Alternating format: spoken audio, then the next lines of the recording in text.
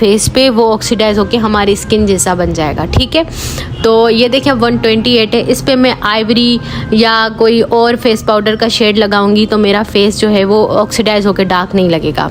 उसके बाद जो है वो न्यूट्रलाइजेशन। अगर आप स्किन से मिसाल के तौर पे बहुत फेयर कलर का फाउंडेशन भी ले रहे हो तो आपने सिंपली क्या करना है, अपने स्किन पे कलर करेक्शन करना है। कलर करेक्शन बहुत ज़्यादा नहीं कर देना, बिल्कुल हल्का वाला करना है। या फिर अगर बहुत फेयर फाउंडेशन आ गया तो उसके अंदर आपने ना जस्ट क्या करना है, कलर करेक्टर का 1-2 ड्रॉप डाल देना है। लिक्विड वाला है तो, अगर नहीं है तो स्टिक वाला भी ले सकते हो, मिक्स करके लगा लो। ठीक है, इस तरह से आपका फाउंडेशन का शेड बन जाएगा। लेकिन आपने अगर आप चाहते हो ना कि हमें ये नहीं करना पड़े, झंझट है बहुत बड़ा, तो सिंपली आप जो है ना अपने फेस पे कलर करेक्शन करो। कोई सा भी अपनी स्किन से लाइट फाउंडेशन लगाओगे ना तो वो ग्रे नहीं होगा। बस ख्याल रखिएगा कि ओवर ब्लेंड ना कर दीजिएगा कलर करेक्टर को, ताकि वो ऐसा ना हो कि वो हट्टी जाए और वो ग्रे हो जाए फाउंडेशन के सामने। मैंने एक बेस का शेड बनाया है, देखें ये शेड बन गया। हालांकि डार्क स्किन टोन के लिए शेड बन गया। मैंने मिक्सिंग की थी पहले फाउंडेशन, उसके अंदर मिक्स किया कलर करेक्टर का शेड, तो देखें एक दूसरा फाउंडेशन शेड बन गया। अब ये मैंने क्रायोन ट्यूब पेंसिल लगाई, इसी में ही मैं कलर करेक्टर का शेड मिक्स कर रही हूँ। आप देखें कि एक बिल्कुल खूबसूरत सा शेड बन गया जो मेरी स्किन पे बड़ा अच्छे से मैच कर जाएगा। तो आपने जो ना जितनी आप क्वांटिटी बढ़ाते जाएंगे कलर करेक्टर की, उतना वो बेस को न्यूट्रलाइज करता जाएगा, शेड को चेंज करता जाएगा। ठीक है ना। अब ये दोनों शेड्स आप देख लें, ये एक ही फाउंडेशन है, एक ही बेस है और उसके 2 शेड हमने बना लिए। तो इस तरह से आप मिक्स मैच कर सकते हो। अगर तो आप पार्लर जो है वो अपना रन कर रही हैं तो आपके पास 2 से 3 शेड्स होने चाहिए। एक डार्क होना चाहिए, एक मीडियम टोन में, एक फेयर टोन में फुल होना चाहिए, ताकि आप मिक्स मैच करके फाउंडेशंस का शेड बना के अपने क्लाइंट के हिसाब से लगा सको।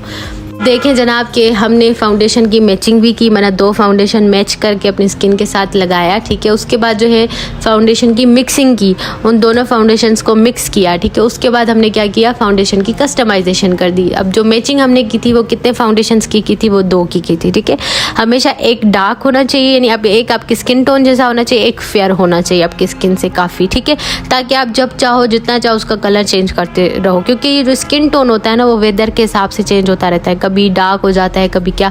तो आप हर बार तो फाउंडेशंस बाय नहीं कर सकते ना, तो एक फेयर शेड अपने पास हमेशा रखा करो और कोई एक अपनी स्किन टोन जैसा, ताकि वक्तन वक्तन आप अपनी स्किन का टोन जो है वो उसके अकॉर्डिंग बनाते रहो। ठीक है ना। अब ये देखें जी, हमने कस्टमाइजेशन भी कर ली, हमने सेटिंग भी कर ली, मैचिंग भी कर ली सब। मैंने एक छोटा सा एग्जांपल मैं देना चाहती हूँ। मेरे पास काशिश का फाउंडेशन है, इसकी जो कॉस्ट है वो तकरीबन 3000 रुपये है। सही है। अब 3000 रुपये का फाउंडेशन अगर कोई बाय कर रहा है, उसका रॉन्ग शेड आ जाता है, ठीक है, तो वो जाहिर सी बात है वो यही कहेगा मेरे पैसे ज़ाया हो गए। तो पैसे ज़ाया ना करें, एक फ़ाउंडेशन ले लें। मेरे पास ना ये कलर इंस्टीट्यूट की है, ये बहुत ही फेयर फाउंडेशन, यानी आम फेस पे किसी पे नहीं लग सकती अनटिल अनलेस बहुत फेयर शेड हो। ठीक है, बिल्कुल ग्रेइश टाइप का कलर है। तो ये ना मैंने कलर करेक्शन के लिए यूज़ किया हुआ है। फाउंडेशन का भी कलर करेक्शन होता है, सिर्फ फेस का नहीं होता। तो ये कलर करेक्शन के लिए मैंने रखा हुआ है। जब भी मेरा कोई फाउंडेशन डार्क होता है ना तो मैं उसके अंदर मिक्स करके इसको न्यूट्रलाइज कर लेती हूँ, यानी कि बिल्कुल सेम शेड बना लेती हूँ या मैचिंग या उससे थोड़ा फेयर बना लेती हूँ, ताकि मेरी बेस जो है वो कभी अजीब ना लगे। सही है। तो आप भी एक ऐसा शेड बाय करके रख लो अगर आप सैलून रन कर रहे हो तो। अदरवाइज़ मैंने बहुत ऑप्शन दिए हैं अगर आप घर में मेकअप करते हो तो। मैंने काशिश का 08 शेड जो कि बहुत ही येलो है, उसके अंदर जो है ना मैंने डाल दिया कौन सा, कलर इंस्टीट्यूट का 06 शेड। ठीक है, ये बहुत ना येलो शेड होता है, फेस पे लगने के बाद थोड़ी देर के बाद ऑक्सीडाइज होता है बहुत ढेर सारा, तो वो बिल्कुल बेस अजीब सा लग रहा होता है। तो इस वजह से इसके अंदर हम ये शेड मिक्स करेंगे ना तो हमारा शेड जो है वो परफेक्ट रहेगा, ऑक्सीडाइज होगा भी तो हमारे फेस पे वो डार्क नहीं लगेगा। सही। अब यहाँ पे मैं 128 ले रही हूँ मेबेलिन का। अब मेबेलिन भी आप कहोगे काफ़ी महंगी बेस है, तो जो कलर इंस्टीट्यूट के ना आपको 500-600 रुपये की मिल जाती है। एक बार खर्च करके रखो, लेकिन बहुत काम आने वाली है। अगर आप पार्लर रन कर रहे हो फिर तो ज़रूर भी आप लेके रखो, बल्कि कलर इंस्टीट्यूट को आप क्रायोन वगैरह की लेके रखो, क्योंकि आपके क्लाइंट्स वगैरह आते रहते तो इन्वेस्टमेंट होनी चाहिए। लेकिन आप घर में कर रहे हो तो कोई मसला नहीं है, आप कॉम्पैक्ट पाउडर फेयर रख लो या कंसीलर एक फेयर रख लो। मैंने बहुत सारे ऑप्शंस दिए हैं। तो अब जो है ना मैं देखें मैंने मिक्सिंग की यहाँ पे। ठीक है, एक फेयर, बिल्कुल फेयर शेड। ये वो एग्जाम्पल है जो मैं कब का दे रही थी कि एक डार्क शेड, एक फेयर शेड, यानी एक अपनी स्किन टोन जैसा और एक जो है ना थोड़ा सा फेयर, ताकि आपकी स्किन का टोन बने। अब देखें ये 128 शेड है जो हम पहले लगा रहे थे कब का, इसके अंदर हमने एक वाइट शेड मिक्स किया। तो टोटली चेंज शेड आ गया। तो इसी तरह से आप जिसकी क्वांटिटी ज़्यादा रखेंगे उतना ज़्यादा जो है वो फाउंडेशन का शेड आपका चेंज आता रहेगा। अब इसी के अंदर ही मैं कलर करेक्टर का शेड मिक्स कर रही हूँ। अगर बस कोई और फाउंडेशन ना भी होता ना तो मैं इसी फेयर शेड में कलर करेक्टर का शेड मिक्स करती ना तो मुझे एक फाउंडेशन का शेड मिल जाता।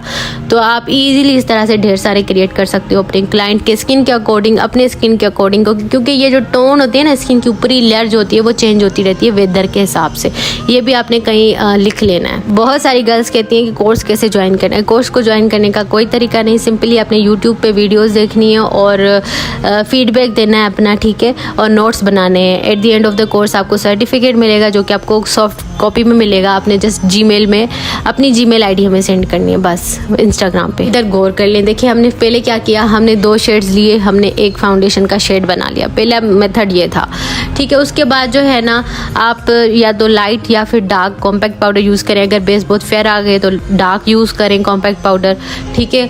और फिर जो है ना यूज़ कोई सी भी जो है ना कंसीलर, या तो डार्क या फिर फेयर, डिपेंड करता है ना आपका फाउंडेशन किस शेड का आ गया है। डार्क आ गया तो फेयर, फेयर आ गया तो डार्क, ठीक है। उसके बाद जो है ना और कोई सा भी कलर करेक्टर ऑरेंज कलर का यूज़ कर सकते हैं आप अपनी बेस का कलर चेंज करने के लिए। अब डिपेंड करता है आपका अंडरटोन कौन सा है। अगर अंडरटोन आपका पिंक है ना, वो है कूल है, तो फिर तो है आप पीच यूज़ करेंगे, वरना ऑरेंज आप यूज़ करेंगे, ठीक हो गया। मैंने आपको पहला पेज दिखाया था उस पर बात करते हैं। कभी कभी क्या होता है हम स्किप करते हैं CTM। ये जो मॉइस्चराइज़र होता है ना कभी कभी हमारा टिंटेड होता है, तो टिंटेड मॉइस्चराइज़र ना यूज़ क्या करें, यानी फेस पे कोई कलर ना आए यूज़ करने के बाद, क्योंकि वो भी ऑक्सीडाइज होते हैं तो फेस पे फिर बेस ऑक्सीडाइज हो जाती है, ठीक है। तो उसके बाद जो है ना प्राइमर अक्सर रेडियंस वाले होते हैं जो थोड़े कलरफुल होते हैं, तो वो भी ना यूज़ करें, बिल्कुल ट्रांसपेरेंट यूज़ करें, सही है। बाकी जो है सेटिंग पाउडर, कभी कभी क्या होता है हम बहुत ही वाइट टाइप का setting powder, grey setting powder वाला लगा लेते हैं बिल्कुल, तो अजीब सा वाइट लगता है, तो ऑक्सीडाइज होकर फिर बेस ख़राब हो जाती है, ठीक है।